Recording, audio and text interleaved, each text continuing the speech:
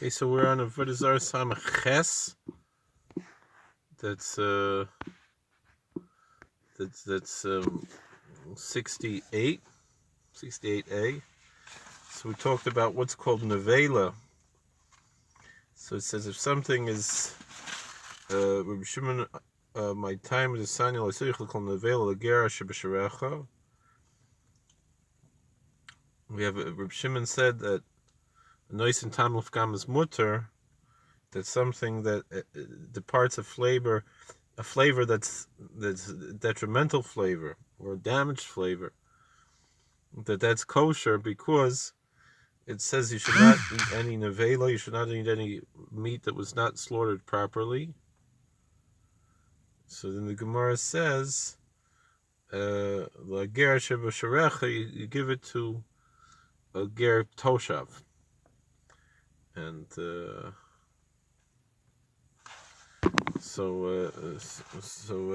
haroya l'ger kriya nevela. If the ger toshav can eat it, it's called nevela. She'ein haroya l'ger and kriya nevela. But if the ger toshav is not going to eat it, if it's not fit for human consumption, then it's not considered to be not kosher. For Rabbi Meir,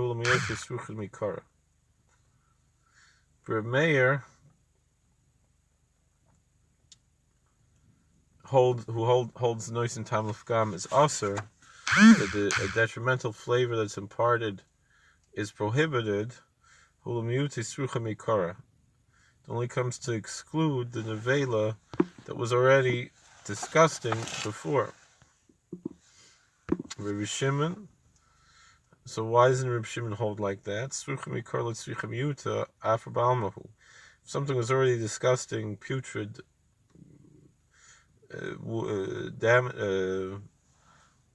damaged, spoiled, then it's just earth. It's not food. So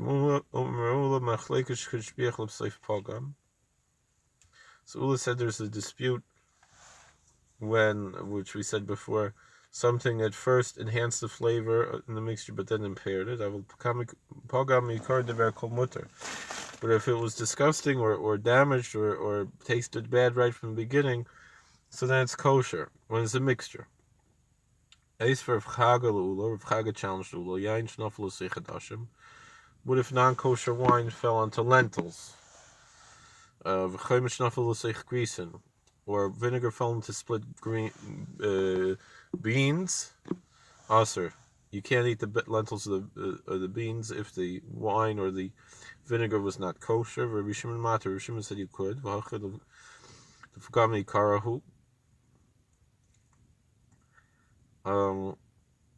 So here it made it from the beginning it tasted worse because lentils and beans don't taste good with wine or vinegar. Flige, and still they argue. So Ma'ula Chagal Meida Yada Mai Kamer Rabbanan. Chagal doesn't know what the Rabbanan is saying. Tiv to Kamaisiv, and that he's talking about something he doesn't know about. He's gonna argue. When we're talking about here, if the non-kosher vinegar fell into cold split beans and then he cooked it or he heated it up, so then it made it taste better and then it tasted worse, and that's not kosher. Rabbi Yochanan says that the disagreement between Rabbi and Shimon is where the flavor was damaged from the beginning. Boilahu, so that's it's only an issue where the flavor was damaged from the beginning. But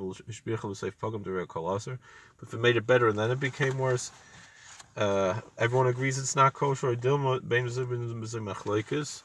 Or maybe in both cases it's an argument. Teku. Let's just keep it. We don't know, and we'll be strict until Mashiach comes. We could talk about this again.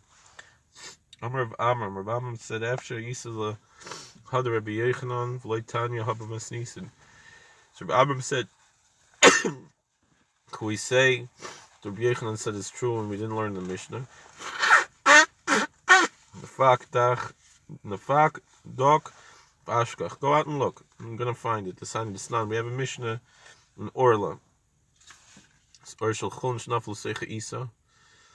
If the leaven, the sourdough that's regular, chulin, fell into dough that's regular, and then there's enough leaven to cause this dough to be leavened. This is where we're up to.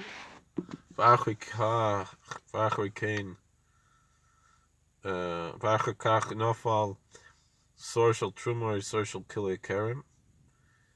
And afterwards, the leaven that was truma, which only a kohen can eat, or hybrids from the vineyard, which no one's allowed to eat, fell in aser. Then he can't eat the dough. V'yesh b'kedei l'chametz, there's enough to cause it to leaven aser. Then it's not kosher. Rabbi Shimon Matar, Rabbi Shimon says it's kosher. The fogam ikarim hu fligi. So here it was damaged from the beginning, and here they still arguing.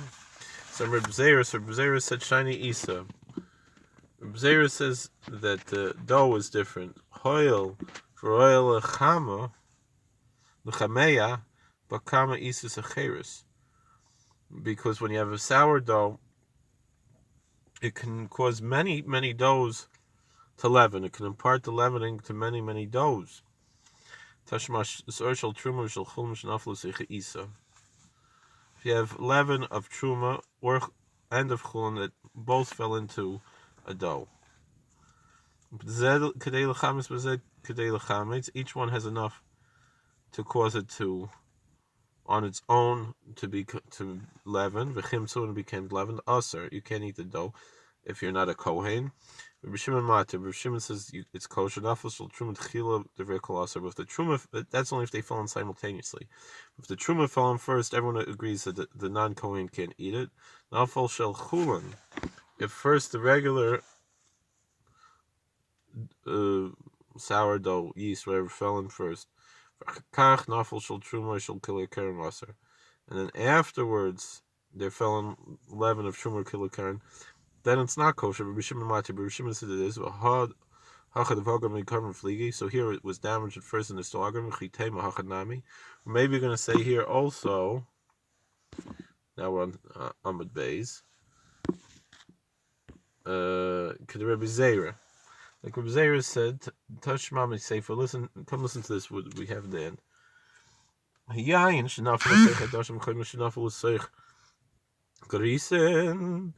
If non-kosher wine fell into lentils or non-kosher vinegar fell into split beans, aser, it's not kosher. Rabbi Shimon Matar, Rabbi Shimon said it is kosher. But here it was damaged from the beginning. So maybe you're going to say so too here.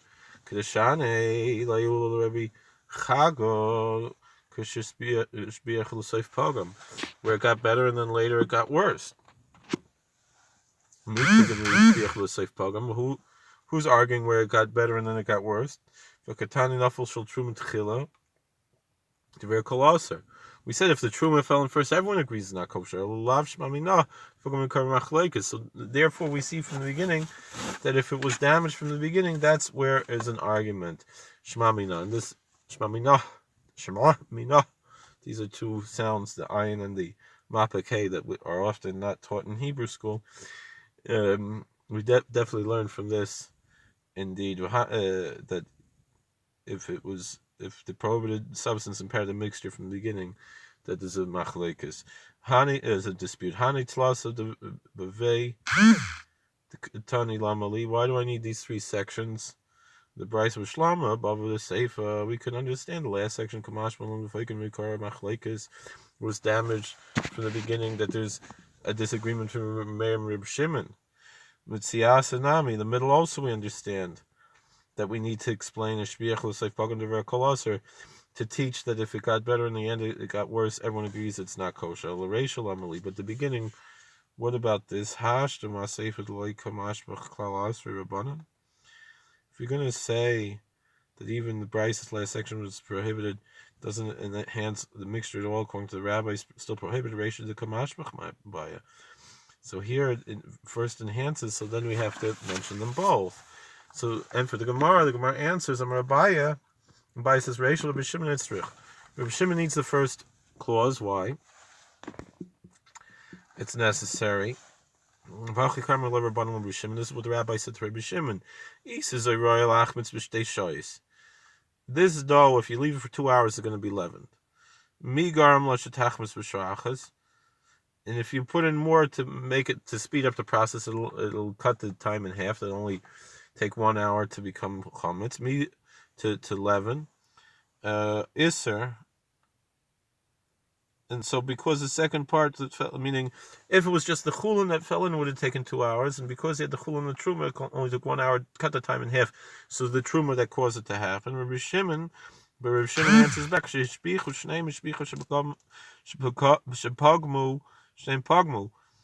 he said, no, if it got better, they both made it better. If it made it worse, they both made it worse.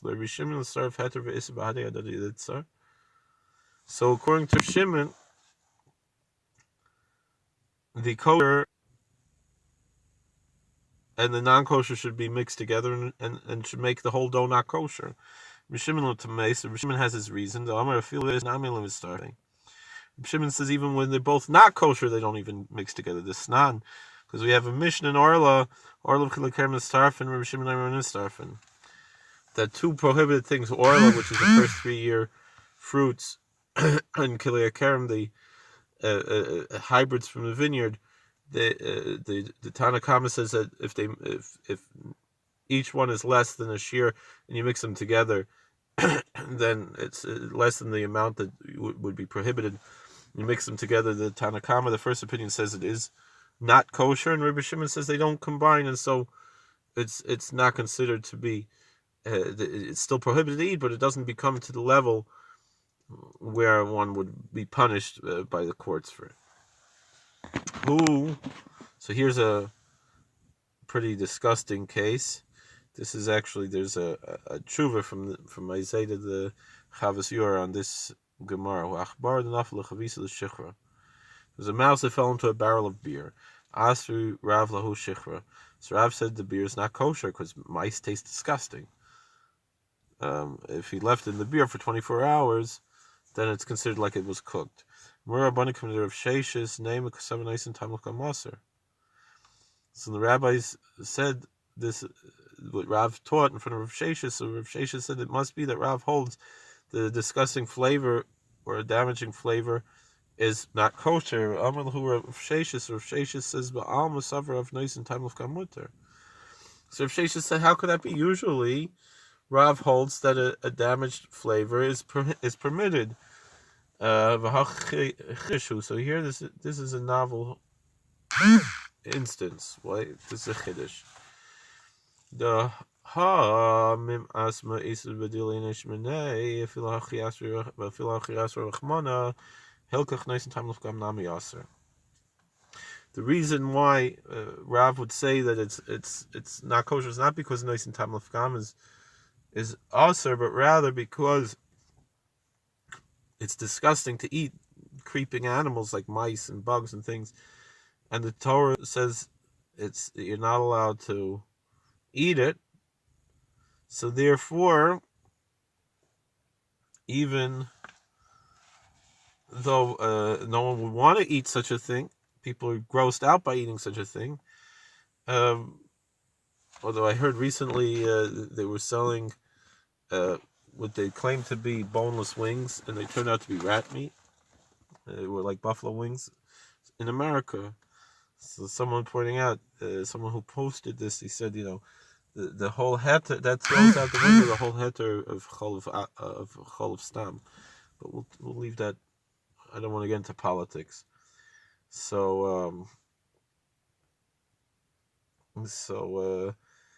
when it comes to mice or shratzim, because they're disgusting and no one will want to eat them, it doesn't matter that it makes it taste disgusting, because it makes it not kosher. So Amalei, the bundle of Sheshes, the rabbi said of Sheshes, Elamiata, the Tame, Lach v'Yavish, Alamatanan, Nutaman Lachan, Nutaman Nivashim. So the issue is we have a Mishnah Nida that the rabbis showed Rav Sheshis